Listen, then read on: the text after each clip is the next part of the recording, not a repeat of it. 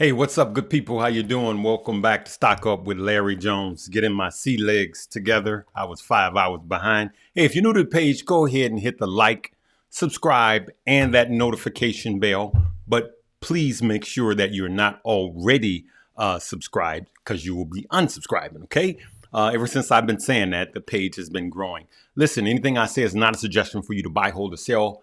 And lastly, do not fall for spam in the comments section, especially if it starts with AMZ or whatever. It looks like Amazon, but it has these other words on it, these other letters on it. AMZ, anything. Don't click it. It's clickbait. They'll be there while I'm actually filming. They're already there. So hey, let's look at what's going on with this market. It's not good. Selling off. It's a continuation of the FOMC, what the Fed said, being aggressive. We've never had 75 basis points 3 times in a row. The Fed is crashing the market, to be just straight out honest with you. Let's go and see a few things that I want to outline to you guys. As we can see, the Dow has now passed the June lows, okay? Just a few days ago, it doesn't matter which channel you were listening to, whether it be Fox News or Fox Business, Yahoo, CNBC, everybody was talking about we're not going to revisit June lows. We're not going to revisit June lows. Well, we have. I've been saying we could, and I was saying we will. And of course, we've passed by June lows. Okay, so let's go year to date. This is the S&P. Here's the lows of June, which S&P was 3676. And as you can see now, we've blown through that. All right, we're 3660, 69. So we passed it. Let's look at the Dow. The Dow blew through it this morning, the June lows. And let's see here, year to date.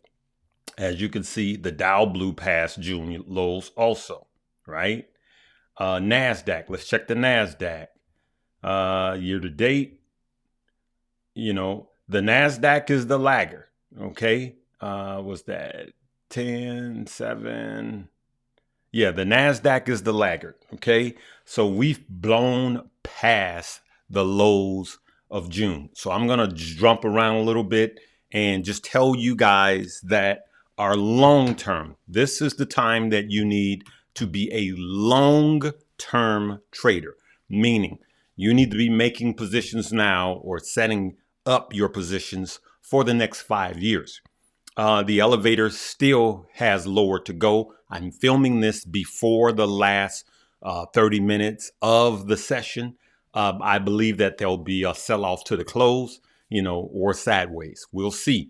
But it has done this previously. Remember, if you put your hand in a dog's mouth and bite you the first time, shame on the dog.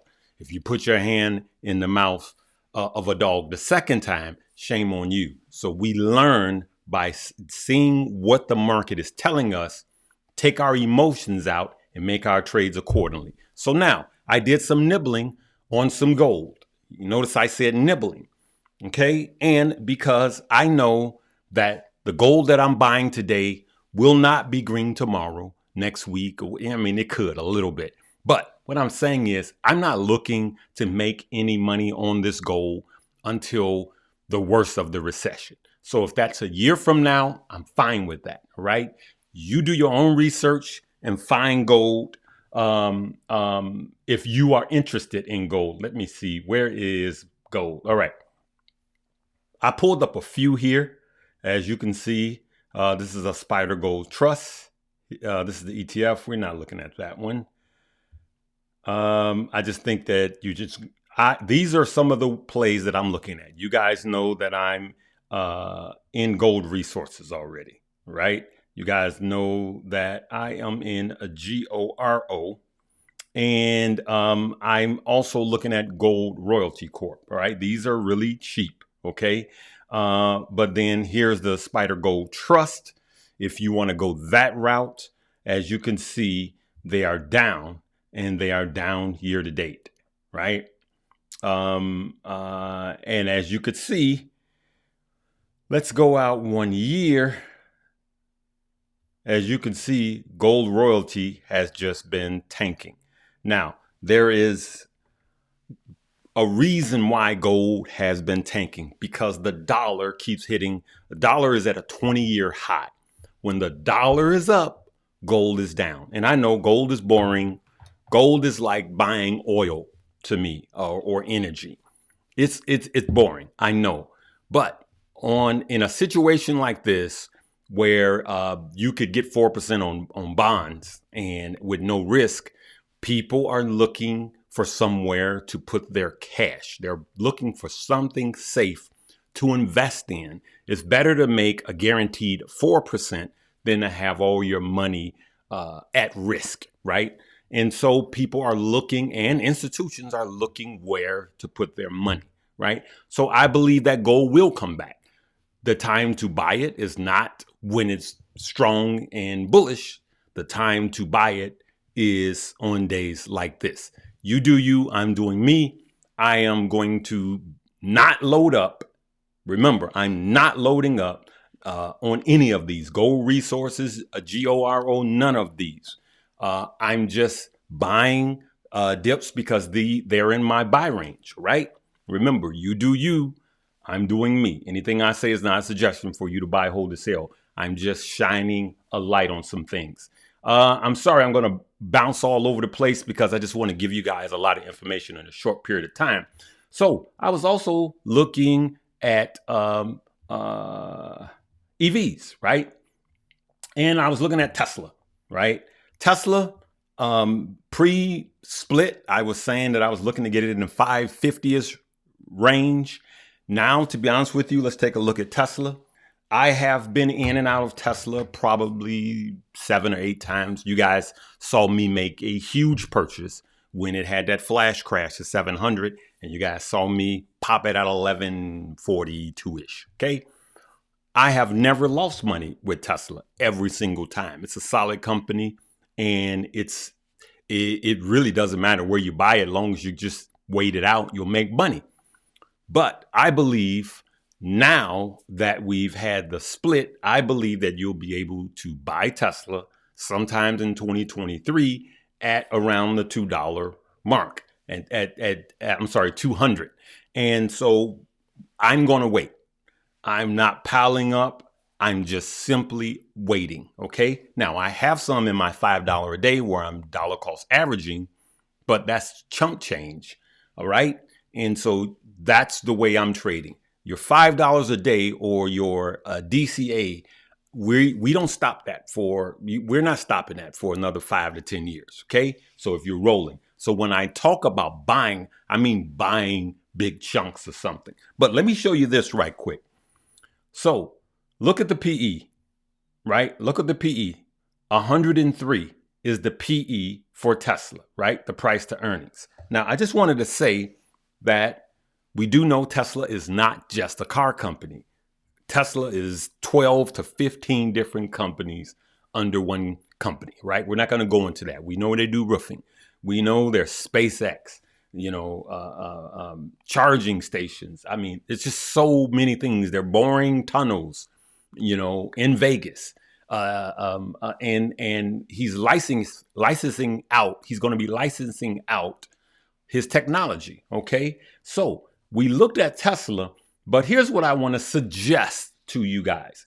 If you're buying Tesla and that's your only EV, I think you're missing something. And I'm going to say something that I know some of the old timers are going to go, are you crazy? And I'm going to go, no, I'm not. And I'm going to show you why. Ford is putting all of their eggs into the EV market, right? As you can see, Ford is very, very cheap.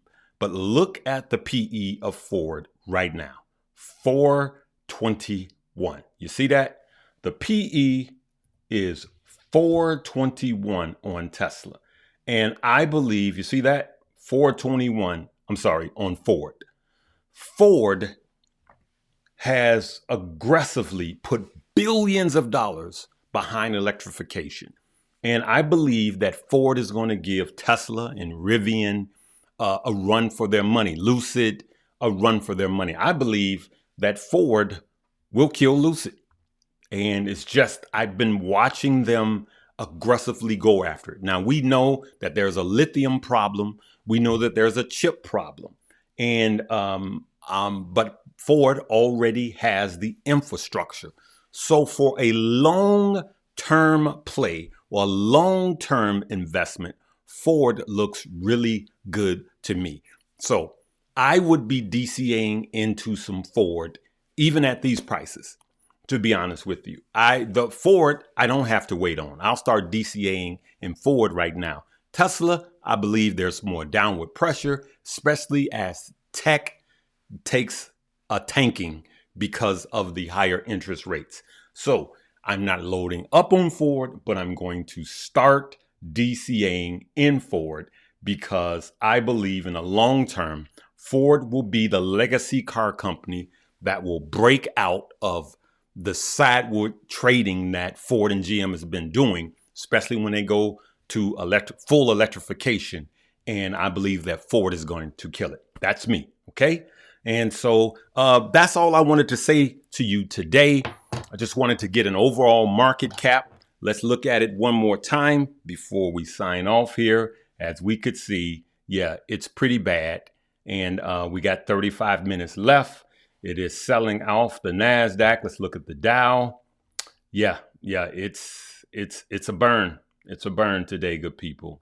Let's look at the S&P and the Nasdaq. Yeah, that's not good. All right. But the Dow is showing that it's trying to fight back. It was down as much as -7 something, so 700. So now we're just under 600. Let's see what the end is going to be for the end of the day. We're getting into the last 30 minutes of the trading. It is Friday, and we're just going to see, hey, if you're not able to trade after closing bell or before opening bell, I suggest Webull and Moomoo.